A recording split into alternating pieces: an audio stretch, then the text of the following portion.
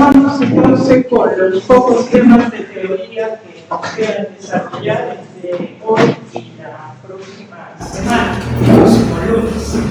Entonces, si ustedes recuerdan, hemos terminado la metodología avanzada haciendo referencia al sistema Bartelli-Columbus, que no es otra cosa que la metodología cuantitativa de evaluación de incapacidad, entendiendo que se denomina cuantitativa porque se trabaja con mucha información que se procesa y se transforma en indicadores de calidad ambiental, en índices de calidad ambiental, cualquiera de los dos, aunque no son lo mismo. Los indicadores son diferentes a los índices, ¿no? Pero en todo caso, otra de las características del sistema Bartelli-Columbus es que, utilizando ecuaciones de transformación, las unidades que expresan los diferentes parámetros, por ejemplo, si hablamos de ruido, tenemos decibelios. Si hablamos de concentración de contaminantes en agua o en aire, hablamos de microgramos, podemos hablar de litros. Si hablamos del tema de componentes económicos, hablaríamos en expresiones que hacen referencia al dinero, sobre el Entonces, ¿qué ocurre? Las funciones de transformación, por eso se llaman transformación, van a trabajar con unidades adimensionales, es decir, que no tenga esta diferenciación de unidades. Entonces, ¿cómo voy a expresar calidad ambiental en base al ruido? En base a la concentración de contaminantes, microgramos, litros, en base a la capacidad adquisitiva de la población, que expresamos en dinero, por decir algo, ¿no es cierto? Entonces, todo eso hay que transformarlo en unidades de calidad ambiental. Y entonces ya no trabajamos con estas unidades y expresamos de 0 a 1 la calidad ambiental. Se dan cuenta, simplifica toda esa información. ¿De acuerdo? Por esa razón se llama cuantitativa. ¿Listo? Y luego, el puntaje que se obtiene de haber procesado todo esto, más el puntaje inicial de la metodología cualitativa, lo sumamos y nos da el impacto total. ¿Listo? Eso es lo que se trabaja en otras partes del mundo.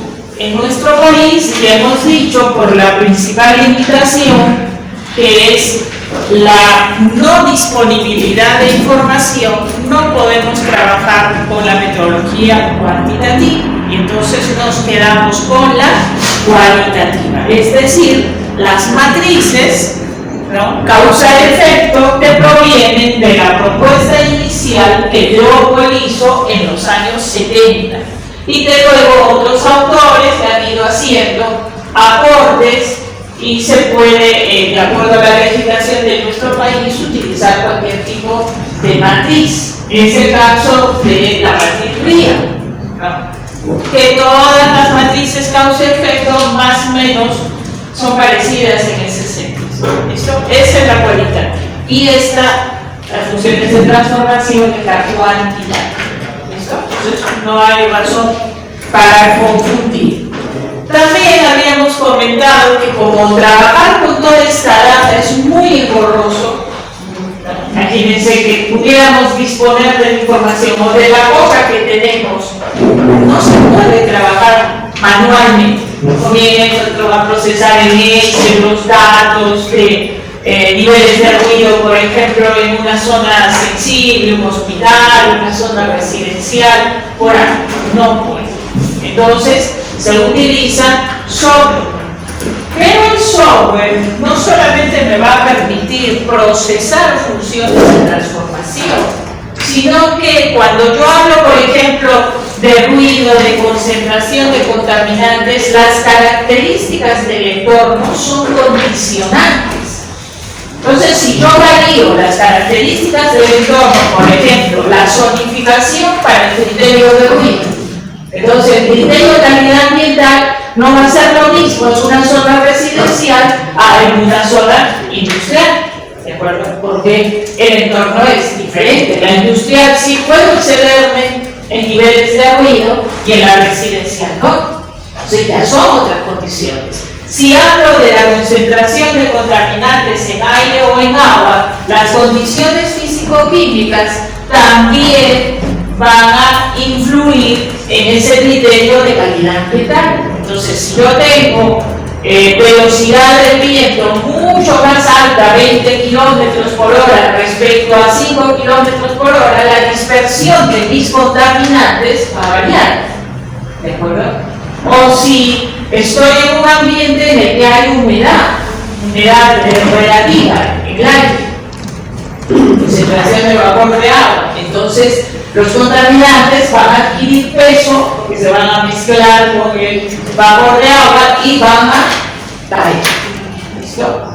Entonces, necesito, además de la data, ¿no?, específica de los parámetros de los factores ambientales, necesito condiciones meteorológicas. Y entonces, en un software van cargadas las cartas o los mapas de cada zona, van cargadas también los datos meteorológicos. Entonces, no es así de simple. Por esa razón, no podemos usar aquí en Perú el software, por ejemplo, de España. Puedo utilizarlo como un demo, puedo utilizarlo para, ¿no?, investigar cómo funciona. Igual va a correr el software, pero los datos que me va a dar obviamente son erróneos, ni tomarlos en cuenta. ¿Listo? Lo mismo ocurre con la data biológica, ¿no? Entonces, las características, las zonas de vida, las especies de flora dominantes, los tipos de ecosistemas también están cargados allí. Bueno, entonces es un software bastante completo. Por tal razón, ¿no?, generalmente tenemos este tipo de software en Europa, en Japón, por ejemplo, en Estados Unidos, en países muy industrializados y con mayor avance. En Latinoamérica no hay. A pesar que Chile, por ejemplo, va a la vanguardia de bastantes criterios en investigación, en gestión ambiental y todo. Es un tema complejo. ¿Listo? Con eso hemos recordado un poco los conceptos y los temas que hemos revisado anteriormente. En el sílabo también se hace referencia a que hay que revisar algunos estudios de impacto ambiental, cómo se procesan, cómo se elaboran, y tenemos que definir, o mejor dicho, diferenciar, que es algo que generalmente ocurre a nivel de pregrado, y es la confusión del término proyecto. ¿Qué dice ahí? Para proyectos de saneamiento. ¿Listo? Entonces, ustedes están más familiarizados con proyectos de investigación, ¿de acuerdo?, que se desarrollan en base a la metodología científica. Pero en este caso nosotros estamos hablando, cuando se aplica la metodología de evaluación de impacto ambiental, a proyectos de inversión, proyectos de desarrollo.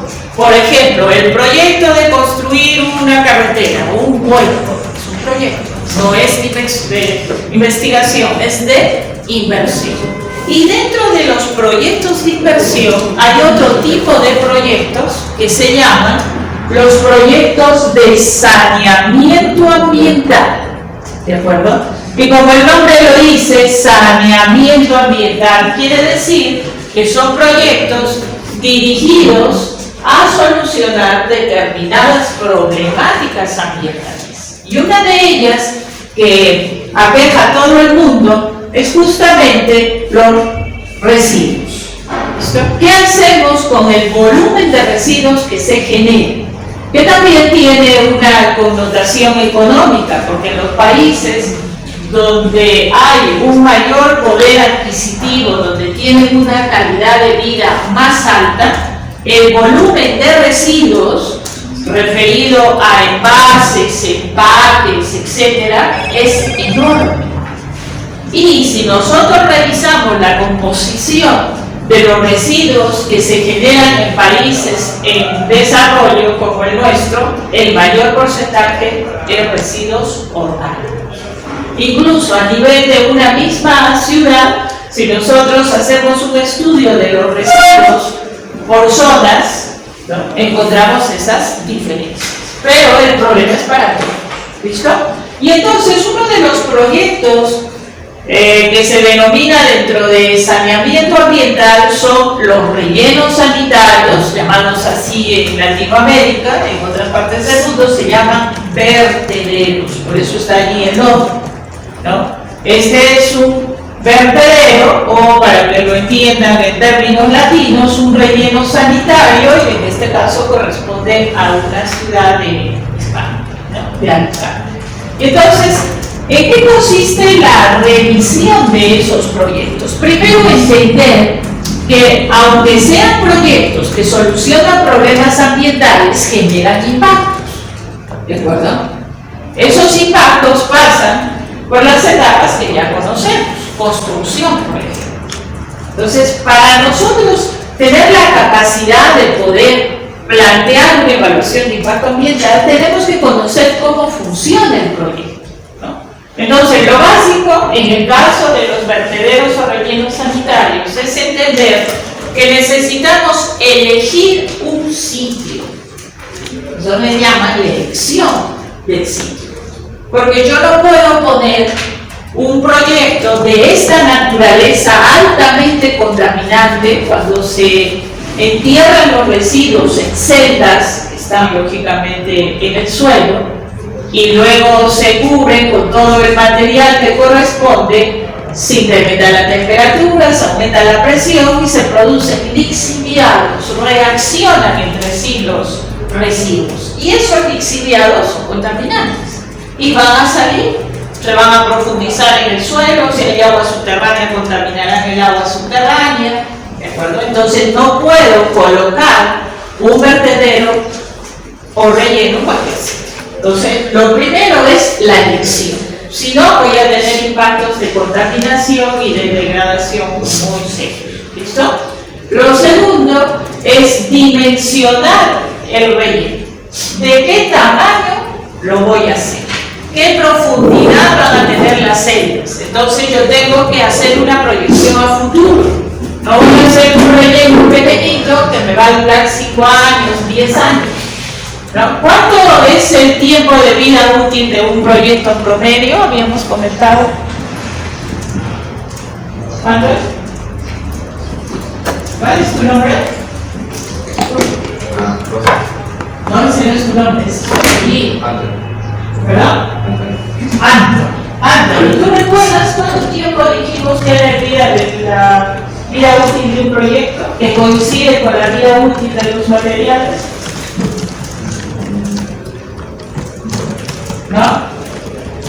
Bueno, o sea, así como estás contento, porque hay que estar contento, hay que vivir alegre, hay que tener también esa alegría para escuchar la información. ¿Por qué es importante el tiempo de vida útil de un proyecto? O la vida útil de los materiales. ¿Es importante o no? ¿Cuánto les duran a ustedes las zapatillas? ¿Un año? Puede ser, si es de marca, porque si es de marca puede durar más de un año, y si no es de marca, meses, 15 días, ¿sí o no? ¿Por qué? ¿Y por qué hablamos de marca? Y no es un tema ostentoso, no es un tema, ¿no? Es una realidad. ¿Qué pasa? ¿Cuánto cuestan las de marca y cuánto cuestan las que no son de marca, las Bambas? ¿Cuáles son más caras y cuáles más baratas?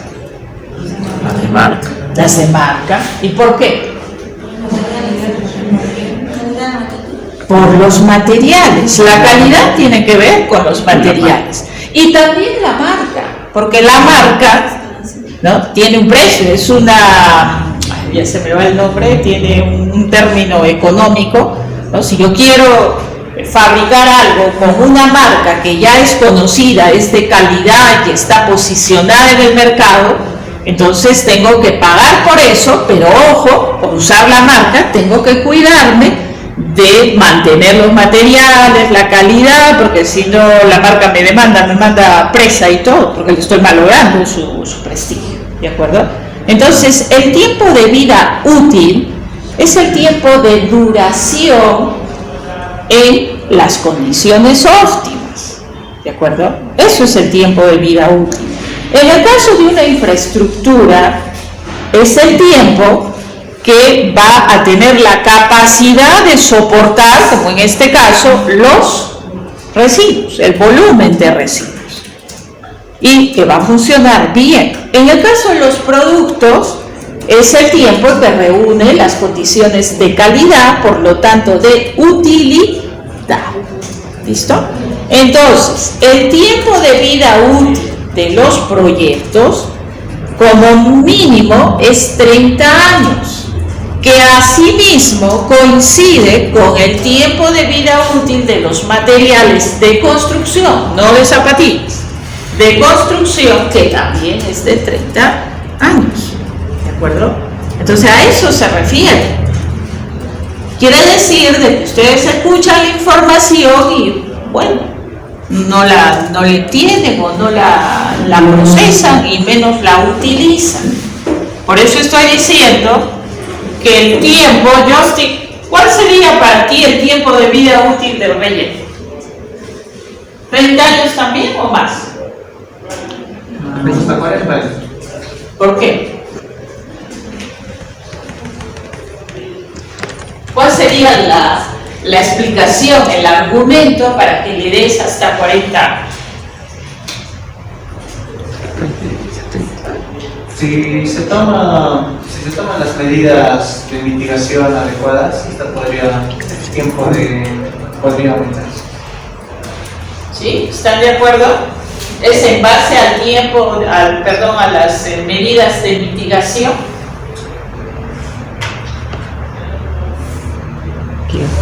En un relleno sanitario se hacen excavaciones en el suelo por celdas, no un gran huecazo, agujero, no, por celdas. Y cada celda tiene una capacidad, digamos, 1000 toneladas métricas. ¿Listo? Y si yo hago 10 celdas de 1000 toneladas métricas, saquen su cuenta cuánto puedo meter de residuos. Y yo necesito saber cuánto genera la ciudad en sus actividades, los habitantes, etcétera, de residuos. Entonces, eso sería mi demanda. O sea, yo produzco 1.000.000 de toneladas. Necesito un relleno que reciba 1.000.000. ¿Listo? Por eso presten atención. Presten atención. Eso es voluntario. Los docentes no les podemos poner una pistola en el pecho. Ustedes están sentados en sus lugares y tienen la libertad, porque así es. Eso se llama el libre albedrío. Tienen la libertad de elegir hacer las funciones que les corresponde cuando están metidos en un aula, que son las funciones de estudiante, así como las funciones del docente. Pero eso no quiere decir, ojo, yo no les obligo ni mucho menos, eso no quiere decir de que los docentes no nos demos cuenta que, si bien es cierto su cuerpo físico, esqueleto, tendones, músculos, vísceras, etcétera, está sentado aquí, pero su mente está volando por, no sé si a lo mejor dentro del planeta Tierra o fuera, que también puede ocurrir, ¿de acuerdo? Eso es elección de ustedes. Pero ojo, que quedan los vacíos, ¿listo? Los vacíos, las lagunas, que después se evidencian en los exámenes, ¿de acuerdo?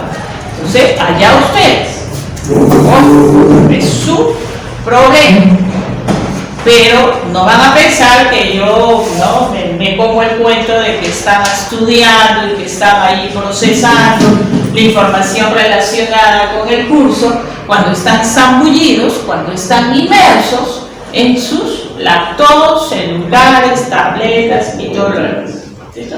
Su rol, su responsabilidad. Pero ojo, después no se estén quejando y estén diciendo, ¿por qué la profesora nos ha puesto tal nota en evaluación continua y mi asesor me ha puesto 20? Porque sus asesores les ponen 20, 18, 19, a toditos.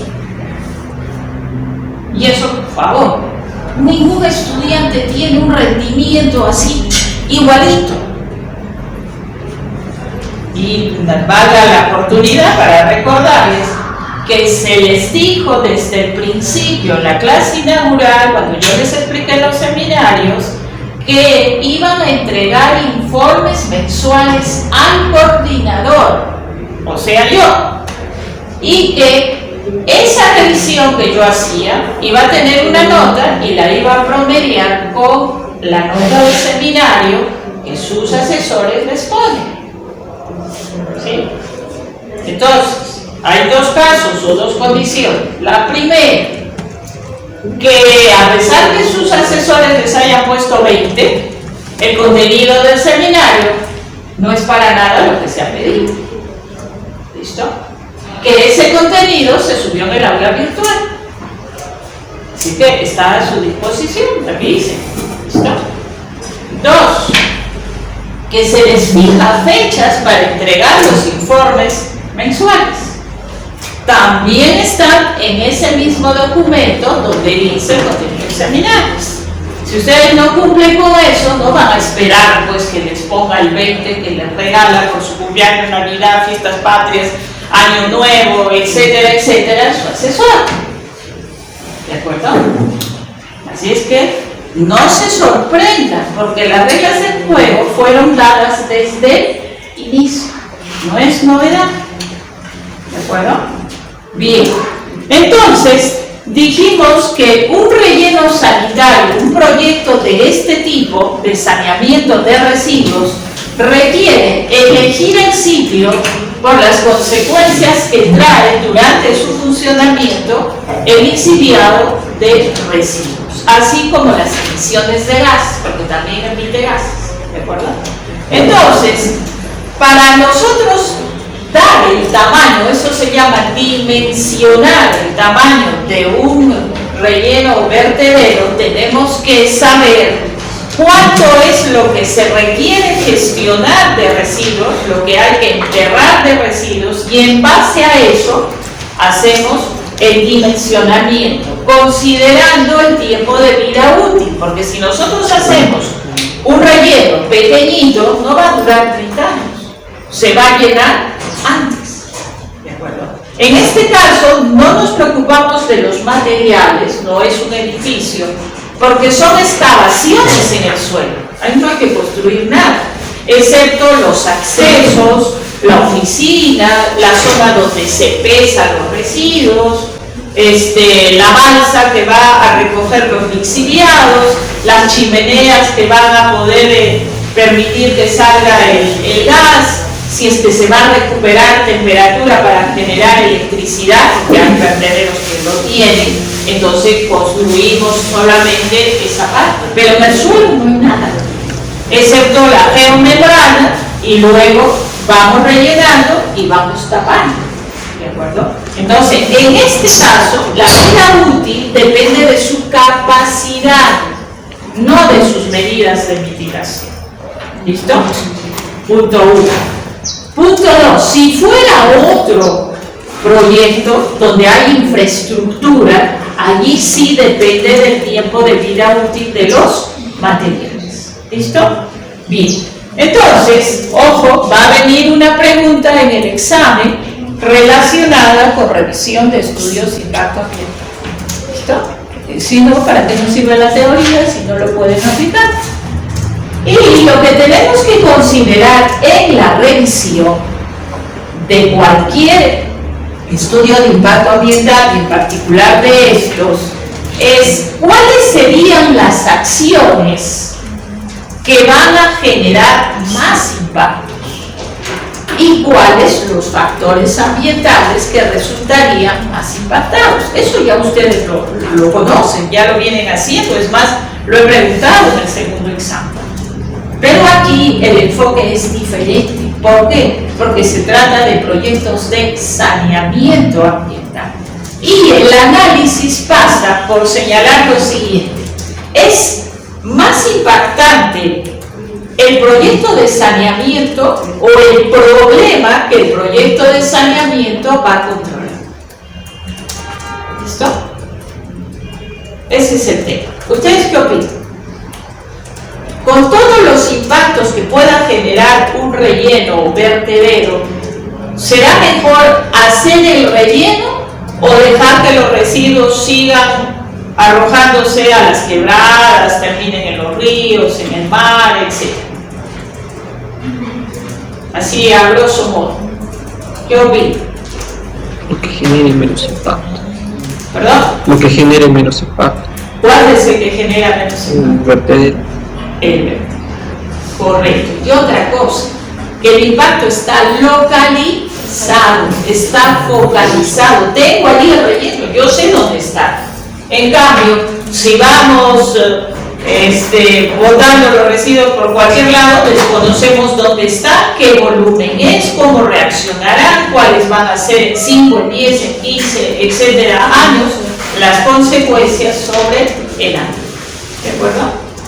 Bien, entonces ven, eso es lo que necesitamos analizar. Ahí están en detalle acciones, factores. No me voy a poner a leerlo, no, porque además, ¿para qué? A ver, cotorritas, ¿de qué linda especie de aves del paraíso son? Hace rato están hablan y hablan. ¿Se escucha?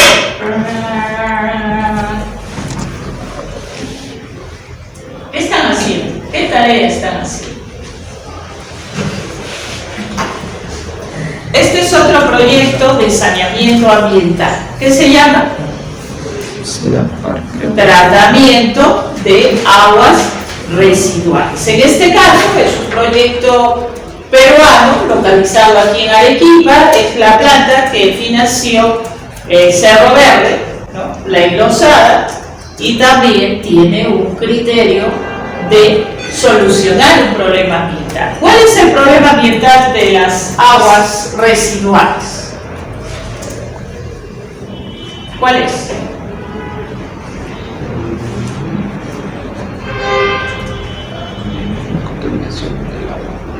¿Ni idea? Si ustedes tuvieran que dar una opinión, ¿qué es más grave? ¿Las aguas residuales o los residuos? Los residuos sólidos. ¿Seguro? En las aguas residuales, teóricamente, ¿no? Y sobre todo si es una PETAR, planta de tratamiento de aguas residuales, y que además es de SEDAPAR, y miren, está ahí subrayado, pregunta. Va a una pregunta. ¿De acuerdo? Ya. En las aguas residuales se mezclan dos tipos de efluentes. Los efluentes o descargas domésticas, las que salen de cada hogar, de cada casa, con una carga mayoritariamente orgánica, ¿no es cierto?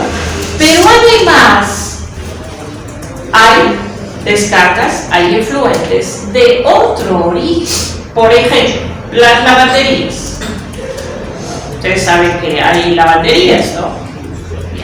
Que van a utilizar solventes, que van a utilizar detergentes industriales. Los efluentes de, por ejemplo, los laboratorios de análisis clínicos. Las descargas de los laboratorios de las universidades ya no son cargas exclusivamente orgánicas, ¿verdad? Ya tienen otros componentes. Entonces la ley, la legislación, obliga a que se hagan tratamientos in situ, pequeños tratamientos, que por ejemplo en la universidad no hay, porque en nuestro país como que no nos exoneran tácitamente y no pasa nada. Pero si hablamos de las empresas industriales, sus descargas, hablemos de Laives, Bacus y cantidad de empresas, todas a ellas sí les obligan a tener un tratamiento previo que minimice los contaminantes de sus efluentes, minimice, no que los elimine. Y entonces, cuando ya los vierten, todo va junto al río. Los orgánicos de las zonas domésticas y todo lo demás, que no es doméstico. ¿Listo? Entonces, la carga de contaminantes sigue siendo mayoritariamente orgánica, pero van a aparecer otros componentes inorgánicos, entre ellos pesticidas, medicinas, metales pesados, cosméticos, todo eso tiene una carga contaminante muy alta. Entonces, el tratamiento del APETAR es tan importante como el de relleno sanitario. No podemos minimizar su importancia ni tampoco inclinarnos por algún tipo de los productos. ¿Listo? Entonces aquí, que esta es una tabla resumen, no es una matriz, es un resumen donde aparecen los componentes o factores ambientales, los impactos que han sido identificados y las etapas del proyecto: construcción, operación y mantenimiento y cierre. Y han colocado los puntajes de los impactos. ¿Listo? Y ustedes tienen que aprender a analizarlos. ¿Listo? Continúa esa tabla, está completa, la primera parte hay físico-químicos, y tienen una leyenda por colores que hace referencia a la importancia o significancia de los impactos. ¿Listo? Entonces yo puedo ponerles, es más, les voy a poner en el examen una pregunta donde les ponga tablas, resumen de impactos de proyectos diferentes. Y ustedes tienen que analizar cuáles serían los impactos significativos, ¿no? Cuáles las acciones que generan esos impactos significativos y cuáles los factores en los que se van a dar o se van a presentar estos impactos significativos. ¿Listo? Entonces, ese sería el análisis o la aplicación práctica de estos impactos. ¿Listo? Y aquí, esto ya es otra cosa, esto es simplemente la forma, y está en la práctica 12, de que ustedes se ensayen cómo podemos revisar un estudio de impacto ambiental y encontrar observaciones. ¿Listo? Aquí está resumido, no es todo, un cuadro que fue el primer estudio de impacto ambiental que le hicieron al proyecto Tía María, que siempre tuvo una oposición. Miren, es de marzo del 2011. Y este estudio de impacto ambiental fue enviado a las Naciones Unidas, ¿no? Que tiene una función de asesoramiento en aquellos países en los cuales hay conflictos sociales, especialmente por proyectos mineros.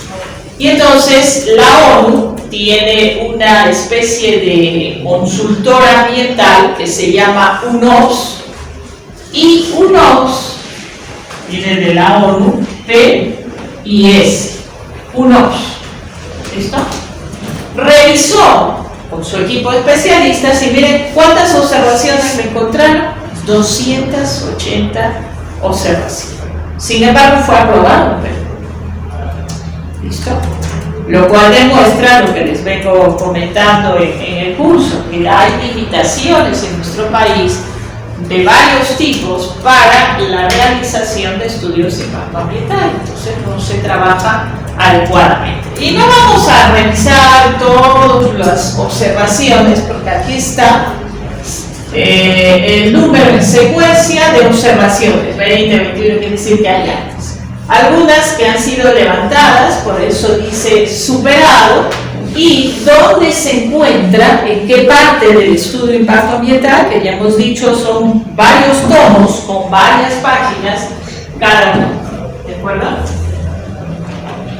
Entonces, podría, no sé si corresponda o no, puede que no.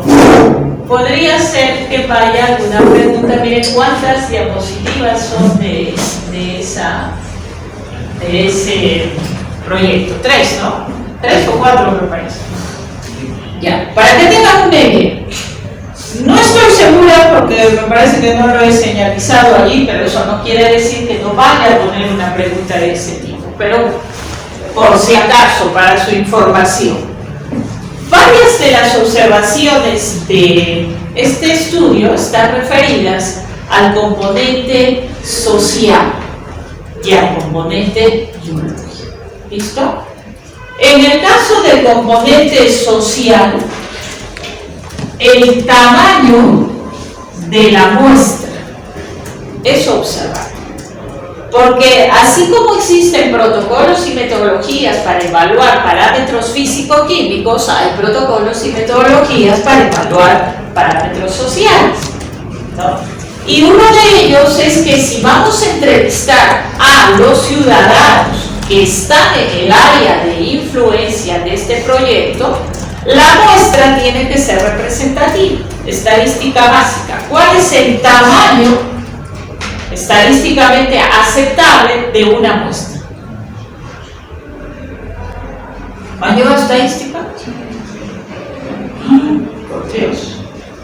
Para su conocimiento, n igual o mayor de 30. Quiere decir que si en la zona hay una población, no sé, de 5.000 habitantes, tengo que muestrear el 30% de esos 5.000. Eso quiere decir, N es tamaño de muestra, ¿no? Para los que se han olvidado de su matemática básica, de su estadística. ¿Listo? Y este estudio tenía 9 entrevistas. 9 personas que fueron entrevistadas, por decir algo. En el componente biológico no había estudios de campo, simplemente se basaron en información teórica, de tesis, de publicaciones, hay tales y tales cosas, punto, por mencionar. Entonces quiere decir que si bien es cierto, la metodología de evaluación de impacto ambiental ya la sabemos, que es acciones que son causas sobre factores ambientales donde vamos a ver efectos, eso es una cosa, pero yo necesito haber implementado metodologías para evaluar todos los factores ambientales, y esa sí puede ser una pregunta, y sobre todo biológica.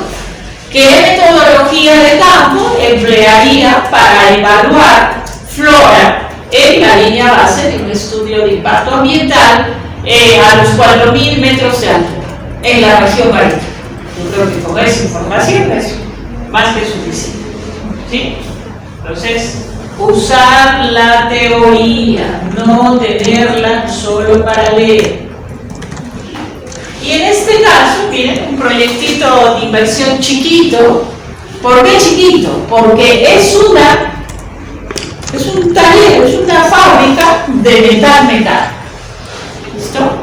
Donde van a elaborar cualquier tipo de estructura metálica. En la actualidad está muy de moda porque la actividad minera necesita estos servicios y requiere estructuras con diferentes características, tamaños, grosores de los materiales, etcétera, etcétera. Pero comparado con una metal, comparado con un vertedero, que son proyectos de saneamiento ambiental, o comparado con proyectos de inversión, como son una minera, pues esto es una pequeñez, ¿no? Es una cosa muy poco importante ambientalmente hablando. Sin embargo, obviamente, cuando se presente el estudio de impacto ambiental al sector correspondiente, ¿cuál será el sector correspondiente? ¿A qué ministerio presento el estudio de impacto ambiental de una empresa metal mecánica? Agricultura, ¿no? ¿No? ¿Dónde entonces?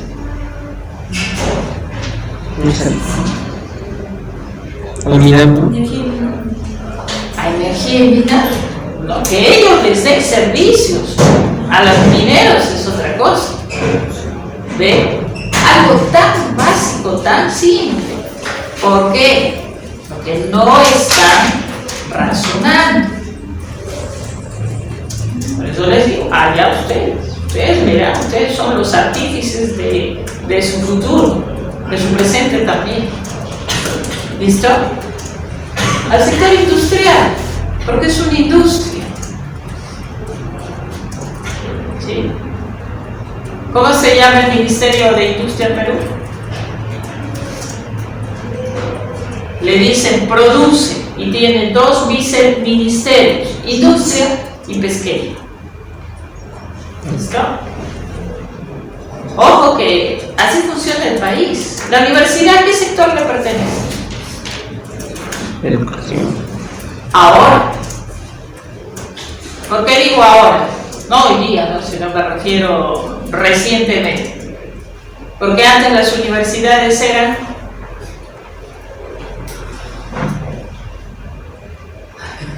¿qué ciudadanos peruanos vamos a tener con ustedes? Eran autónomas las universidades, no pertenecían al Ministerio de Educación. Hace poco, a ver, busquen en información, hace pocos años que pertenecemos al Ministerio de Educación. Antes no. Entonces, si fuera en el pasado, ¿a dónde tendrían que haber presentado, supóngase, las universidades, sus estudios de impacto ambiental? Y buena pregunta esa, ¿no? Cuando construye la universidad de sociales, como los están haciendo ahora, ¿hace estudio de impacto ambiental? ¿Debería hacer estudio de impacto ambiental? Sí, por supuesto, la ley es para todos. ¿Pero lo hace? A ver, investiga. Y si lo hace, ¿dónde lo presentaría? ¿Qué institución del Estado podría venir al CIALE y decirle, a ver, usted está generando material particular, enséñeme su plan de manejo ambiental? ¿Quién le podría pedir?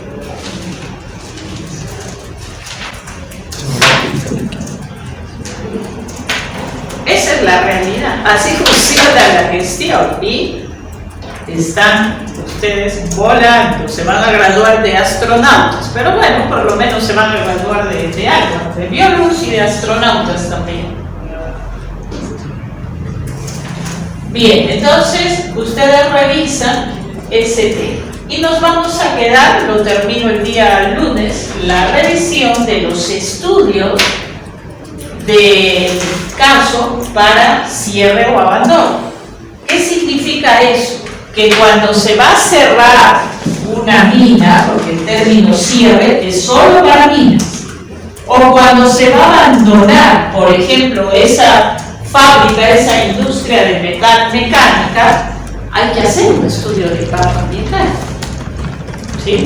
Y eso está en las estrategias de manejo ambiental, donde consideramos como componente el plan de abandono. A ver, lo vamos a recordar aquí y nos vamos a pasar justamente a el contenido del plan de abandono.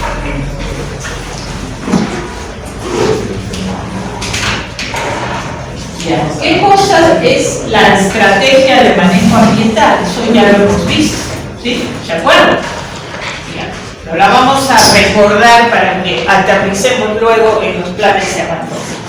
Sería la estrategia de manejo ambiental de acuerdo a la ley del sistema de evaluación ambiental, sería al conjunto de medidas que sirven para prevenir, minimizar, etcétera, etcétera, los impactos ambientales negativos generados por un proyecto, una obra o una actividad.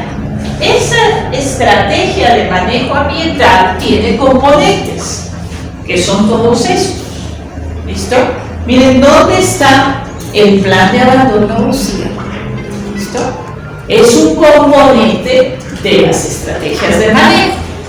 Todo estudio de impacto ambiental tiene que tener su plan de manejo ambiental, su plan de contingencia, su plan de vigilancia ambiental, de relaciones comunitarias, el tema de residuos, por la importancia que tiene, el plan de abandono, porque se entiende que en algún momento un proyecto se concluye, se termina y hay que cerrarlo o hay que abandonar. El plan de compensación ambiental y el cronograma.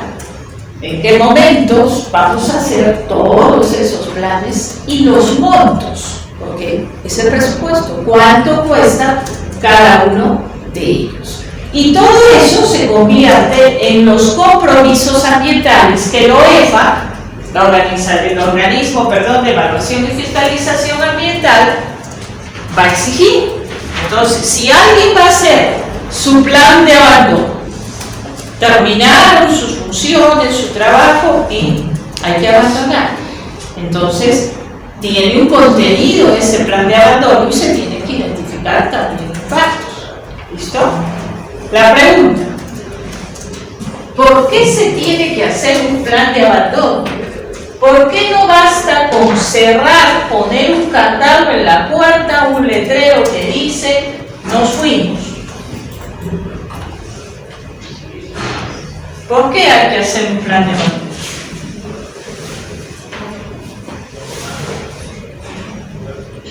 Ideas pequeñitas. Para asegurar que no siga haciendo impactos después de que cierre. ¿Se acuerdan que vimos las clases de impactos? Una de ellas era impactos por declive o ausencia de actividad. Por eso, para evitar los impactos, como dice Michael, de ese proyecto, esa actividad que ya no está desarrollándose, pero que ha dejado una serie de aspectos latentes, ¿de acuerdo?, que van a seguir generando impactos. ¿A qué me refiero con latentes? Les pongo un ejemplo puntual y luego revisamos eso, que son 10, bueno, terminaré la próxima, pero voy a dar la mitad por lo menos de explicación. ¿Listo? Ya. SEAL, ¿saben quién es SEAL? ¿No? Sociedad Eléctrica y del Oeste, creo que tiene nombre, no sé, la que les da el recibito de consumo de electricidad. Antiguamente SEAL, en las zonas alejadas de nuestra ciudad, de la capital, por ejemplo, hablemos en las provincias, Cotahuasi, Chuquibamba, Caylloma, etc., tenía pequeñas plantas de generación de electricidad, porque no había forma, no existía el sistema interconectado que lleva electricidad hasta el último rincón, o por lo menos casi hasta el último rincón, y que ahora, al estar todos conectados, la mayoría tiene electricidad. En esa época, ¿no? La misma capital de estas provincias no tenían electricidad, ¿no? Y tenían por horas y todo el tema. Entonces SEAL, que su función, su trabajo era distribuir electricidad, comenzó a construir pequeñas plantas de generación eléctrica. Algunas eran hidroeléctricas, pequeñitas, ¿no? Se ponían al borde del río, permitían que el agua ingresara y tenían unas pequeñas turbinas y nos daban electricidad, que eso es lo que queríamos. Otras simplemente usaban petróleo, quemaban el petróleo y también nos da electricidad. Cuando el sistema interconectado, que viene a ser una modernización, ¿no?, porque así funciona el resto del mundo, se construye en Perú, porque Perú tiene un potencial energético muy grande, principalmente hidroeléctrico, por el caudal que hay en los ríos, ¿no? Incluso la idea inicial de esta gente, porque solo lo pensaron en la capital, los encargados del COER, no, miento, no se llama COER, ese es de riesgos, se llama, está relacionado con Sinermin, en este momento se me va el nombre, no lo recuerdo, Pero en todo caso, ellos evaluaron que había un excedente de energía.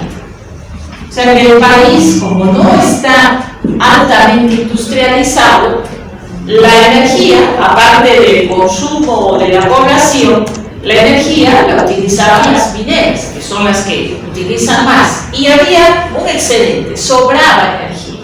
Y entonces esa energía había alguien que no las quería comprar. ¿Quién cree? Miren, están pensando en otro lado. Chile. Chile necesita energía, porque es un país mucho más industrializado que nosotros. Entonces, ¿cómo le llevamos la energía a Chile? Tenemos que continuar con el sistema interconectado, es decir, las torres de alta tensión y los cables que van llevando la energía. ¿Listo? Entonces, ese sistema permitió que estas plantitas ya no tenían razón de existir.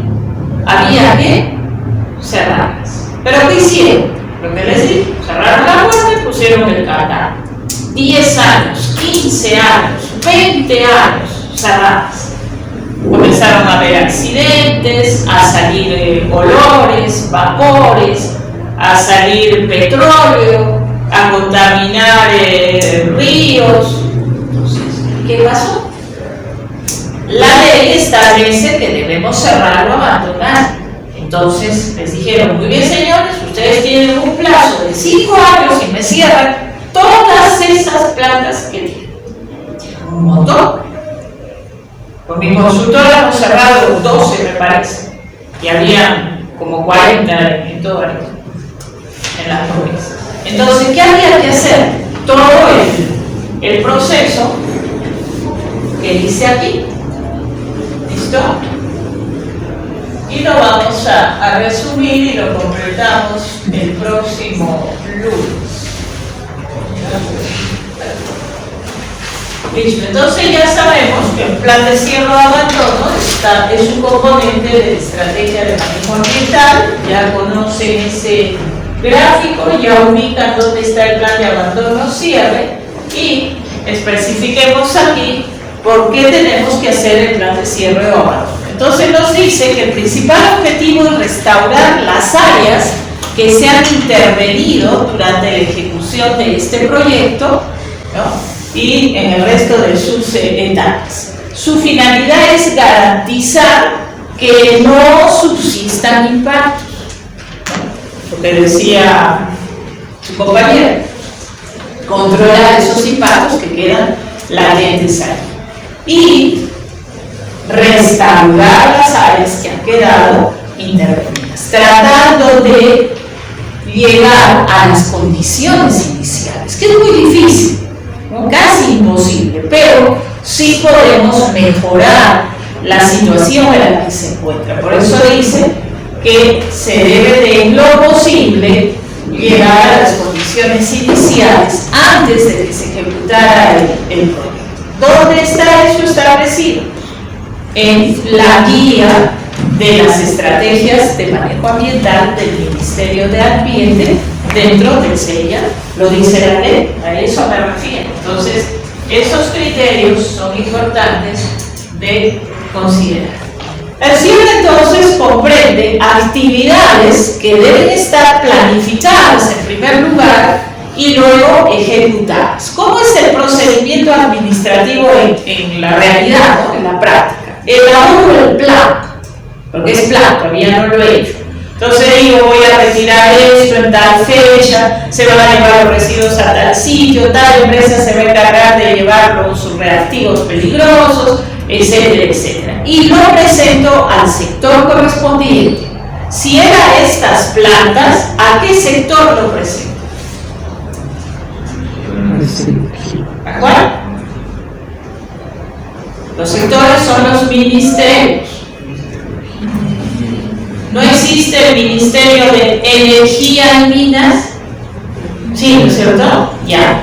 A ese ministerio, al subsector, al estar denominado al subsector, energía. ¿Por qué? Porque el trabajo, la actividad de esto es generar energía. Y entonces ellos me aprueban el plan. ¿Pueden hacer observaciones? Sí, me pueden hacer observaciones. pero cuando me lo aprueba, recién lo puedo ejecutar. Por eso dice, debe ser planificada y luego ejecutada por el titular. En este caso, son plantas de SEAL tiene que cerrar. ¿Listo? Y se comienza a hacer la rehabilitación, el terreno, por ejemplo, se le puede dar otra utilidad, si es que no va a contener residuos, etc. ¿Dónde están establecidos todos los pasos a seguir? En la guía de mina. ¿Listo? Entonces, para eso es que se implementa el plan de cierre y abandono. ¿Listo? En nuestro país, los planes de cierre o abandono son instrumentos de gestión ambiental en nuestro país.